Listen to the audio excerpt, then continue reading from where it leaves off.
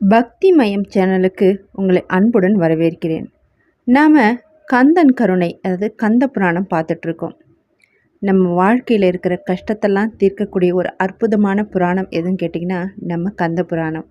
அழகென்றால் முருகர், அமுதென்றால் முருகர், தமிழ் என்றால் முருகன். நமக்கு பக்கபலமாக எப்போதும் நம்ம கூடவே இருக்கிறது நம்ம முருகர். அவர் ஒரு முறை நீங்கள் மனசார கூப்பிட்டா உங்கள் பக்கத்திலே இருப்பார். அப்படிப்பட்ட முருகனுடைய வரலாறை தான் நம்ம தொடர்ந்து பார்த்துட்டு வரோம். இன்றைக்கி என்ன பார்க்கலாம் அப்படின்னு பார்த்தீங்கன்னா, மணக்குளத்தில் மகாதேவன். முனிவர்கள் 7வரும் விடைபெற்று சென்றதும் ஹிமவான் அளவற்ற மகிழ்ச்சி அடைந்தவனாய் மறுநாள் நடக்கவிருந்த மகளுடைய திருமணத்திற்கான காரியங்களை விரைந்து செயலாற்றத் தொடங்கினான். தெய்வ சச்சனாகிய விஸ்வகர்மாவை அப்போதே காண வேண்டுமென நினைத்தான். அவனும் அதை உணர்ந்து மலையரசன் அரண்மனையை விரைவிலே அடைந்தான். ஹிமவான் அவனை வரவேற்று, விஸ்வகர்மா, கைலாயத்தில் வீட்டிருக்கும் மகாதேவனுக்கும் என் குமாரத்தி பார்வதியை மனம் செய்து கொடுக்கப் போகிறேன். நாளை அத்திருமணம் நடைபெற இருக்கிறது. 30 முக்கோடி தேவர்களும் மற்றும் உள்ளோரும் அக்கண்கொள்ளா காட்சியை காண வரப்போகிறார்கள். ஆகவே நம்முடைய நகரை தெய்வ பட்டணமாகிய அமராவதி போல் அலங்கரிக்க வேண்டும் என்றார். தெய்வ சச்சன் மிகவும் மகிழ்ச்சியுடன் அப்பணியை அப்போதே மேற்கொண்டான். விரைவிலேயே நகரம் விழா கோலத்துடன் அலங்கரிக்கப்பட்டது. மலை சிகரங்களில் உயர்ந்த கோபுரங்களை உடைய மண்டபங்களையும் அரண்மனைகளையும் நிர்மாணித்தான். விசாலமான வீதிகள் அமைக்கப்பட்டன. சாலைகளின் இரு புறங்களிலும் நிழல் தரும் மரங்கள் நின்று அவ்வழியே போவோரை அரைக்கூவி அழைத்தன. மண்டபங்களும் நாடக சாலைகளும் யாக சாலைகளும் தேர் சாலைகளும் அங்கங்கே அமைக்கப்பட்டன. வழியெங்கும் வாமழை, கமுகு முதலானவை நடப்பட்டு மாவிளை தோரணங்களாலும் ஒளி சிந்தும் மணி மாலைகளாலும் அலங்கரிக்கப்பட்டன.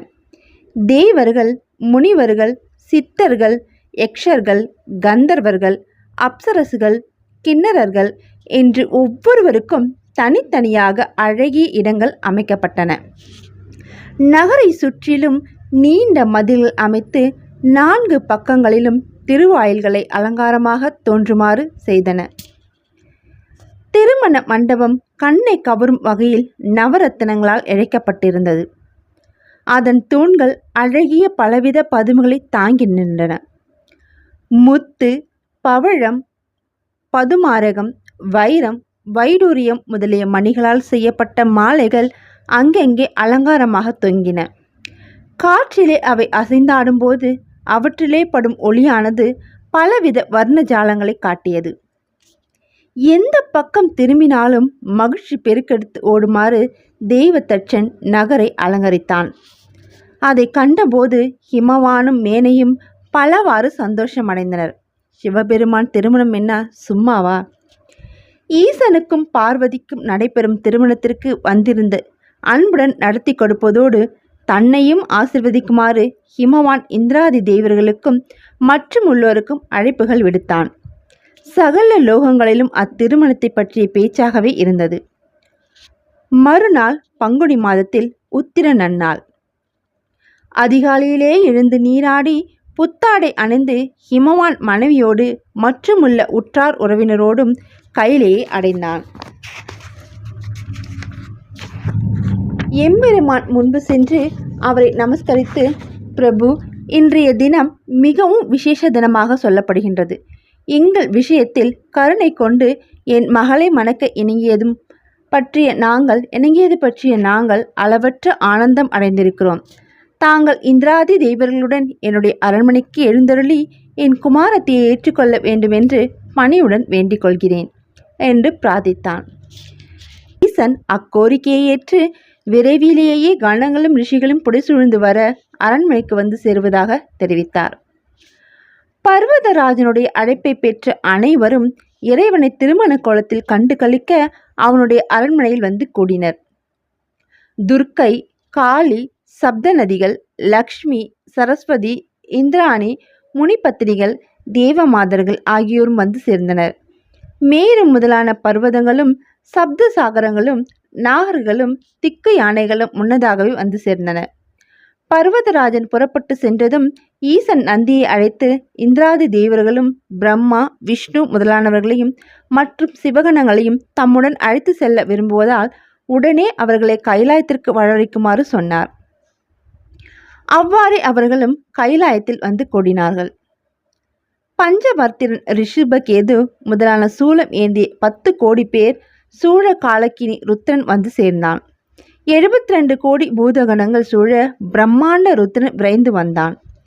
இன்னும் அநேக கோடிக்கணக்கான கணங்கள் சூழ ஆடகேச ருத்ரனும் வீரபத்ரனும் மகாசாஸ்தாவும் ஏகதச ருத்ரனும் வந்து சேர்ந்தார்கள். அஷ்டமூர்த்திகளும் அங்கு விரைந்தனர்.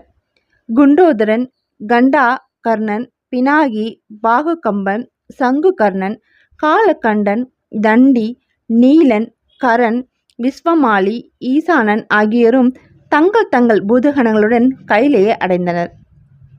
தேவர்களுடன் இந்திரனும் நட்சத்திர கூட்டங்களுடன் சந்திரனும் மற்றும் கிரகங்களும் வித்யாசாதரும் முனிவர்களும் அங்கு குழுமினர்.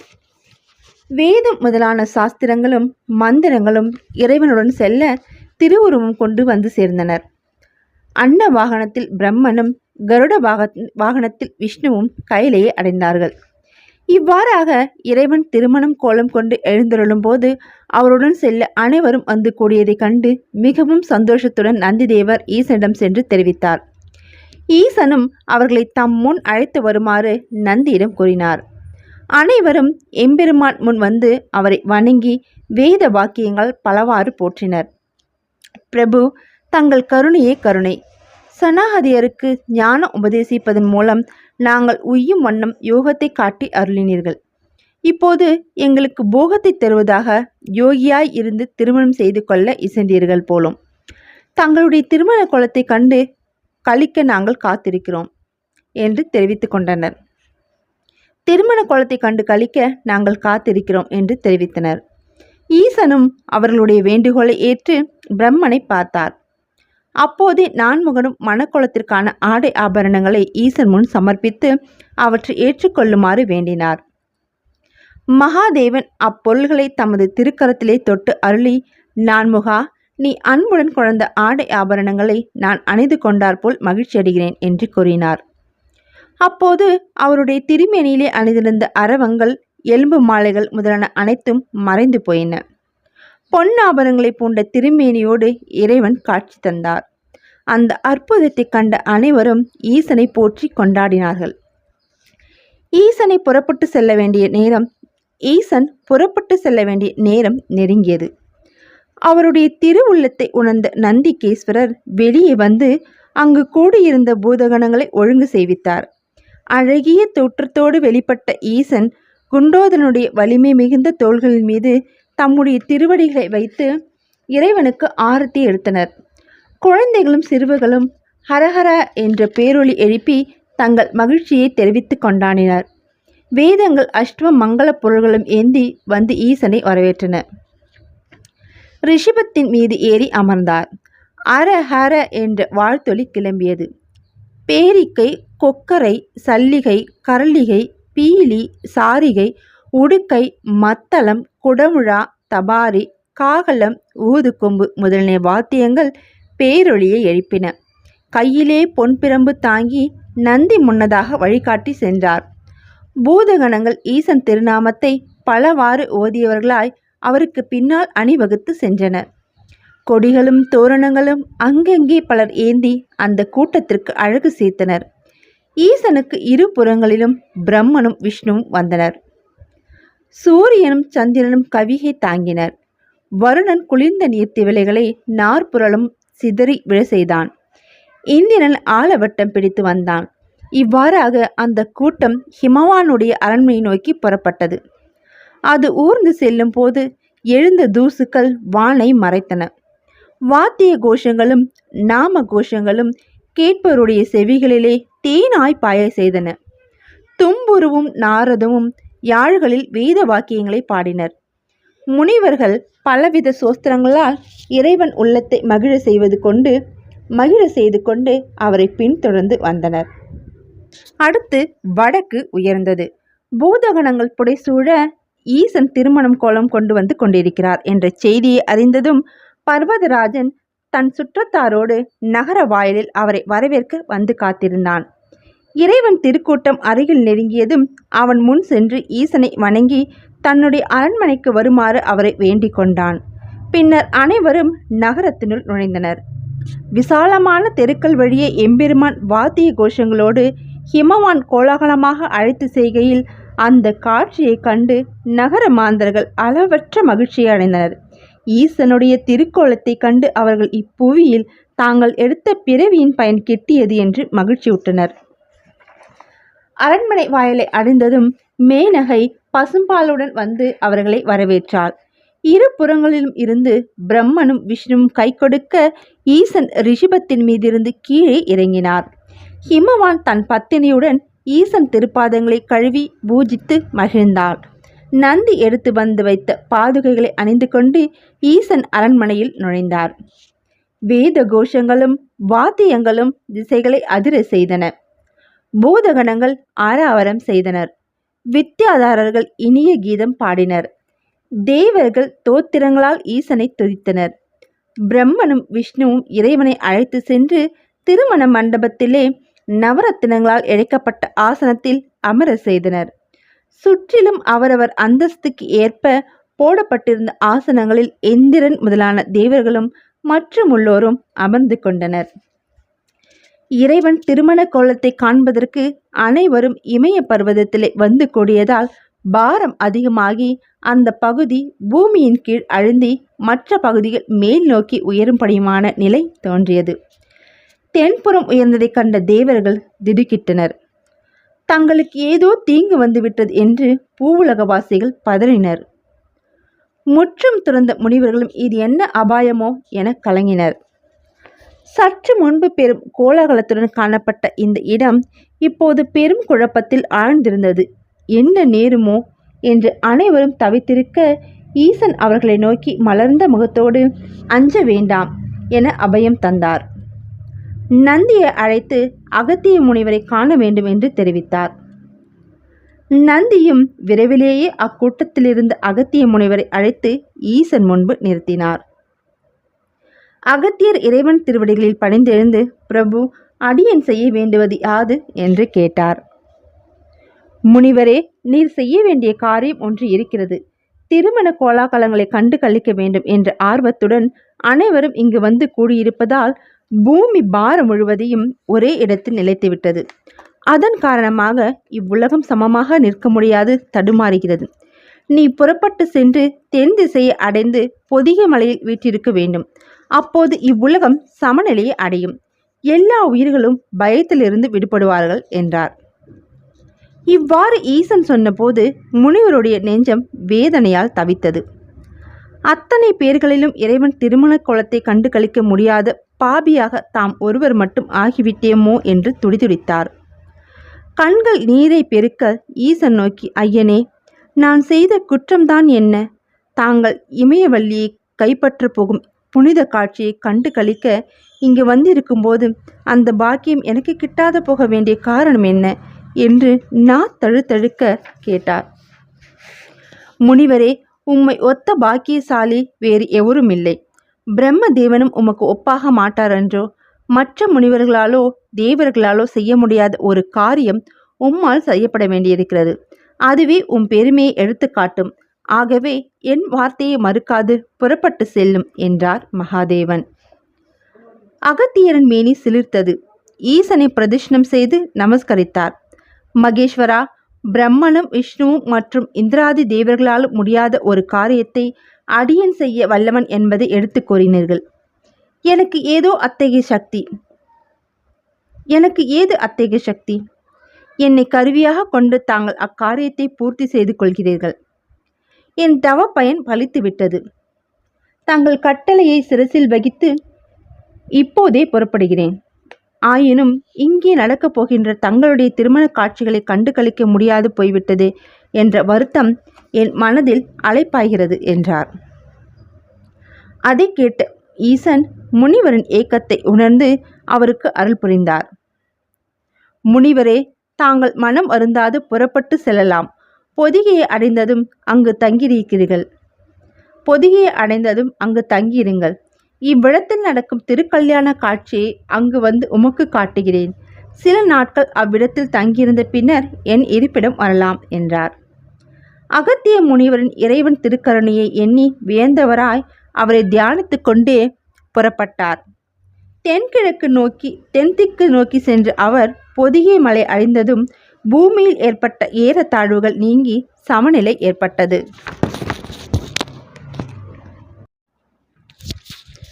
அடுத்து பார்வதி திருமணம். சரஸ்வதியும் லக்ஷ்மியும் பார்வதி அழைத்து சென்று வாசனை மிகுந்த நன்னீரில் நீராட செய்தனர். பின்னர் அவளுக்கு புத்தாடைகள் அணிவித்து ஆபரணங்களை அணிய செய்து இருபுறமும் தாங்கியவர்களாய் மணமேடைக்கு அழைத்து வந்தனர். முன்னதாக பாதையெங்கும் இந்திராணி மலர் தூவி வந்தாள். கங்கை முதலான நதிகள் கவரி வீசினர். காளைகள் கொடைப்பிடித்து வந்தனர். நாயகனை கரம்பற்ற பார்வதி மணமேடைக்கு வந்த காட்சியை கண்டு தேவ மாதர்கள் விவரிக்க இயலாத மகிழ்ச்சியை அடைந்தனர். கோடி சூரிய பிரகாசத்தோடு விளங்கும் அவருடைய முக விசாலத்தை நகர மாந்தர்கள் பலவாறு புகழ்ந்தனர். ஹிமவான் மனைவியுடன் முன்வந்து இறைவனை வணங்கினான். புண்ணிய தீர்த்தங்களால் அவருடைய திருவடிகளை சுத்தம் செய்து சந்தனம் பூசி புஷ்பம் அட்சதை முதலியனவற்றால் பூஜித்தான். பின்னர் விதிப்படி மத சடங்குகள் தொடங்கின. அவை முடிந்ததும் ஹிமவானும் மேனையும் தங்கள் குமாரத்தி பார்வதியின் கரத்தை பற்றி இறைவன் கையில் கொடுத்து வேத மந்திரங்களை கூறி தாரை வார்த்து கொடுத்தார்கள். பிரம்மனும் குருவும் புரோகிதர்களாக இருந்து வைதீக காரியங்களை நடத்தி வந்தனர். இறைவன் பார்வதியின் திருக்கரம் பற்றி நிற்கும் அந்த காட்சியை கண்டு தேவர்கள் முதலானவர்கள் எல்லாம் ஆனந்த கடலில் மூழ்கினார்கள். பொற்கிணத்திலே வாழைப்பழம், பலாசுவை, நெய், தேன், பால் முதலியவற்றை வைத்தெடுத்து வந்து ஹிமவான் ஈசன் முன்பு சமர்ப்பித்து அவற்றை அங்கீகரிக்குமாறு வேண்டினான்.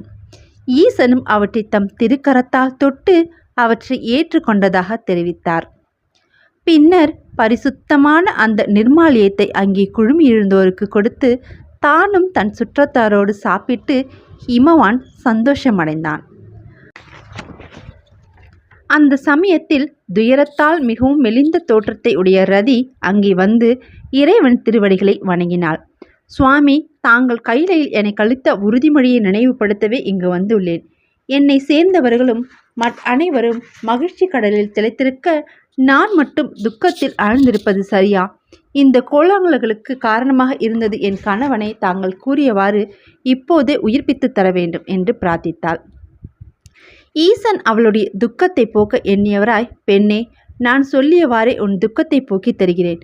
ஆனால் நேதிப்படி மன்மதன் மீண்டும் வர இன்னும் சில காலம் கழிய வேண்டும். ஆகவே உன் கண்களுக்கு மட்டும் அவனை உருவமுடன் தோன்றுமாறு, மற்றவர்களுக்கு பார்வை அருவமாக தோன்றுமாறு செய்கிறேன் என்றார். அந்த கணமே மன்மதன் அவ்விடத்தில் தோன்றி ஈசனை வணங்கினான். ரதி ஒருத்தியால் மட்டுமே அவனை பார்க்க முடிந்தது. மற்றவர்களுக்கு அவன் இருப்பதை உணர மட்டுமே முடிந்தது. இறைவன் மன்மதனை பார்த்து, மன்மதா, நீ பிறர் பார்வைக்கு தென்படாத இருந்த போதிலும் முன்போலவே உன் கரும்பும் வில்லுடனும் மலர் அம்புகளுடனும் அனைவரையும் நீ வெற்றி கொண்டு வருவாயாக என்று அருள் செய்தார். பின்னர் இந்திரன் முதலான தேவர்கள் ஒவ்வொருவராக இறைவன் முன்பு வந்து அவரை வணங்கி போற்றி புகழ்ந்ததோடு ஆசையும் பெற்று திரும்பினர். நகரம் முழுவதும் கண்ணுக்கினிய அந்த கல்யாண காட்சி பற்றி பேச்சே மிகுந்திருந்தது.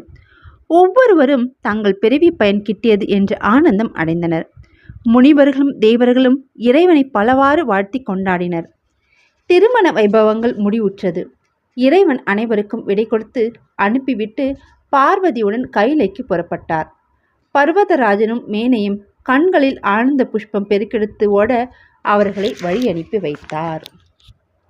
கல்யாணம் எவ்வளோ சந்தோஷமாக, எவ்வளோ ஆரவாரமாக எப்படி முடிஞ்சிருப்பாங்க. நாம் அங்கே இல்லையே என்ற ஏக்கம் நமக்கே வந்துருச்சு இந்த திருமண கதையை படிக்கும்போது. அடுத்து முருகன் திரு அவதாரம். தேவர்கள் மேருமலை சாரலில் ஒன்று கூடியிருந்தனர். அசுர பயம் நீங்க குமாரன் அவதாரம் செய்வதற்கு காரணமாக இறைவனுடைய திருக்கல்யாணம் முடிந்ததும் அவர்கள் அளவற்ற ஆனந்தத்தில் திரிந்து கொண்டிருந்தனர். விரைவிலேயே குமாரன் அவதரித்து விட்ட நற்செய்தியை கேட்கப் போகிறோம் என்று ஆவலுடன் காத்திருந்தனர். ஈசன் தேவியுடன் கைலாயம் திரும்பிய நாட்கள் பல சென்று விட்டனவே தவிர குமாரனுடைய தோற்றத்தை பற்றி எவ்வித செய்தியும் அவர்களுக்கு எட்டவில்லை.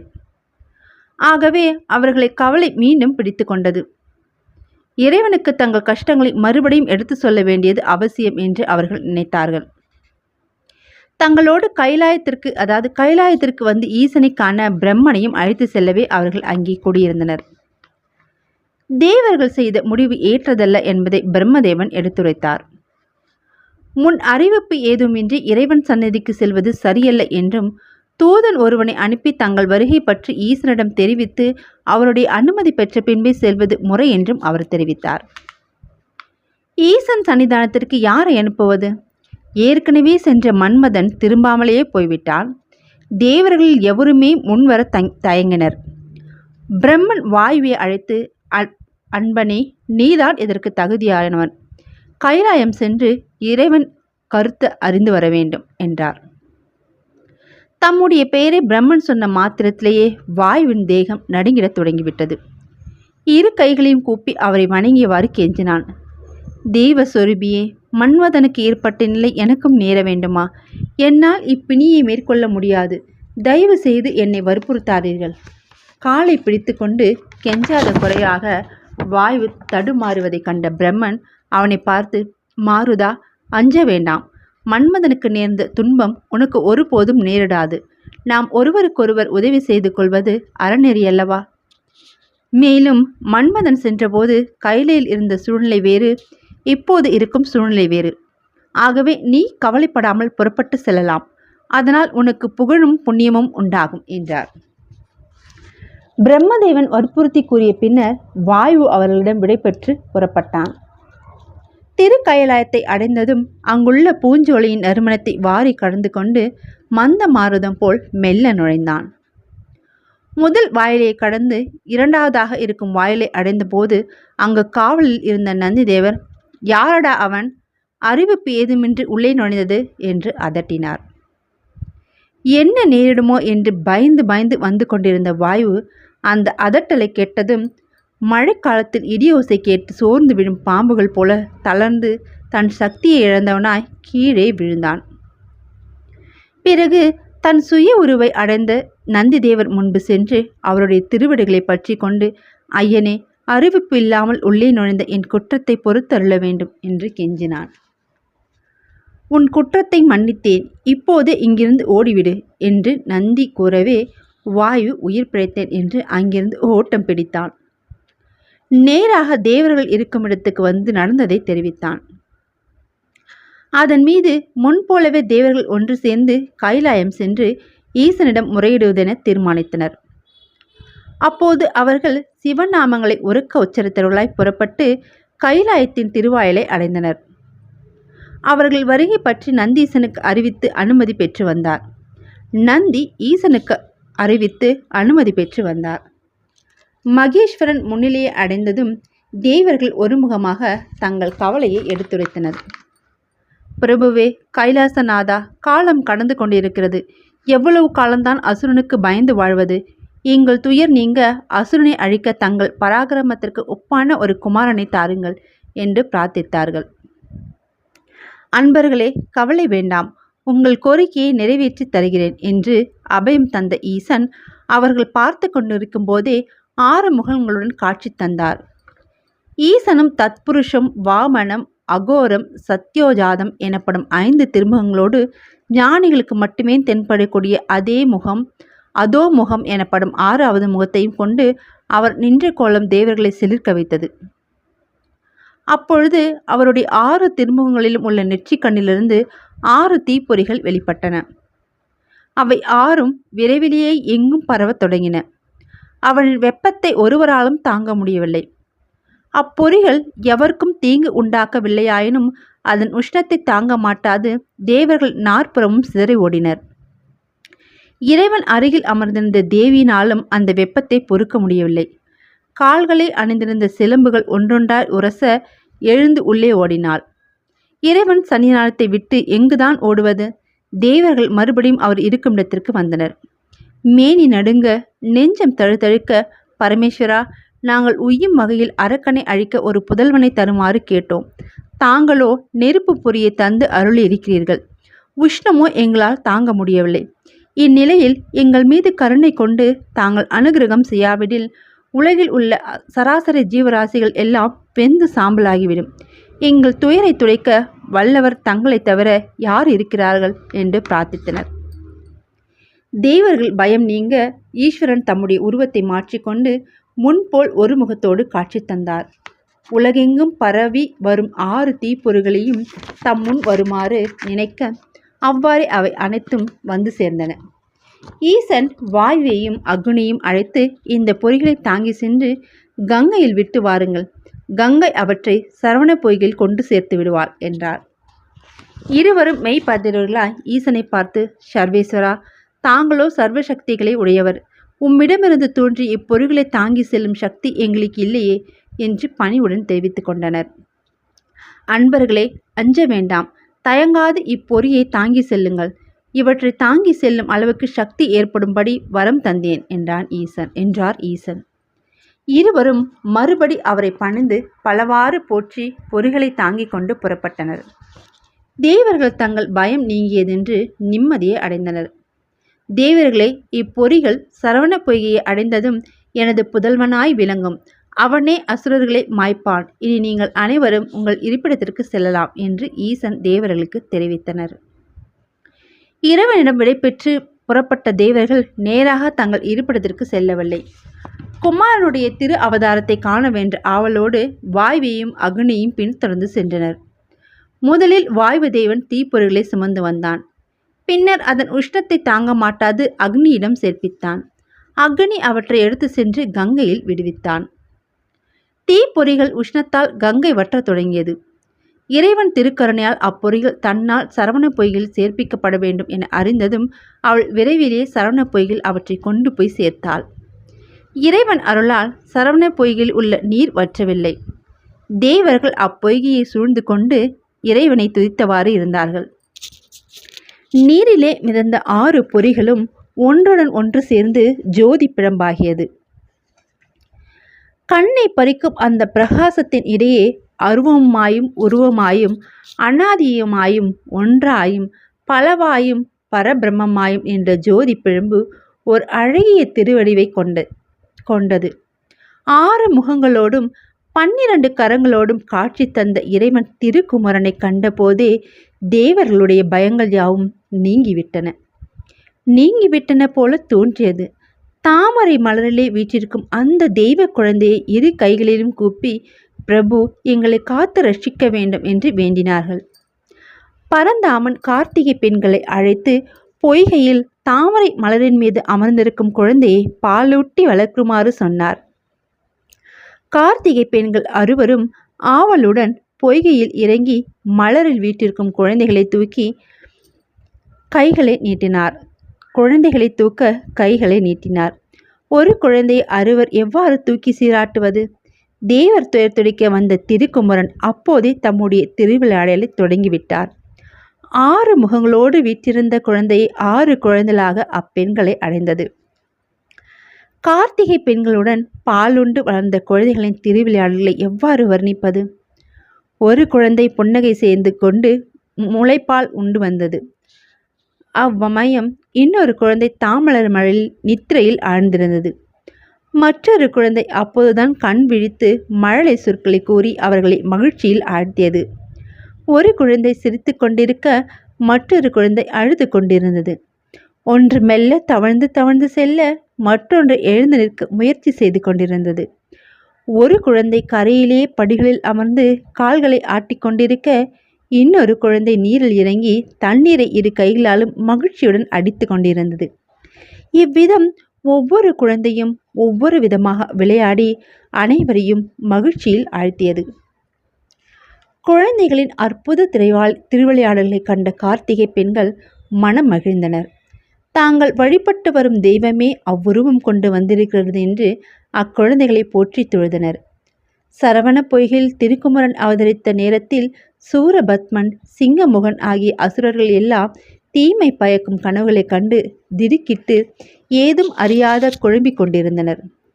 குமரன் பிறந்துட்டாரு. இனி அவருடைய திருவிளையாடல்கள் என்னென்னு பார்க்கலாம். அடுத்து இனி நம்ம அந்த கந்தருடைய திருவிளையாடல் என்னன்னு நம்ம அடுத்த வாரம் பார்க்கலாம். இந்த கதை உங்களுக்கு பிடிச்சிருக்கும் நான் நம்புகிறேன். நான் ஏதாவது தவறு செய்திருப்பேன், நிறைய இடத்துல வார்த்தைகள் தடுமாறி இருக்கும். நீங்கள் எல்லாரும் என்னை மன்னித்தருள வேண்டும். எந்த தவறாக இருந்தாலும் தயவு செய்து சுட்டி காட்டுங்க. மீண்டும் இதன் கதையோட தொடர்ச்சியோடு உங்களை நான் அடுத்த வாரம் சந்திக்கிறேன். அது வரைக்கும் உங்களிடமிருந்து விடைபெறுவது உங்கள் அன்பு தோழி. தொடர்ந்து பயணிப்போம் இறை அருளோடு. நன்றி, வணக்கம்.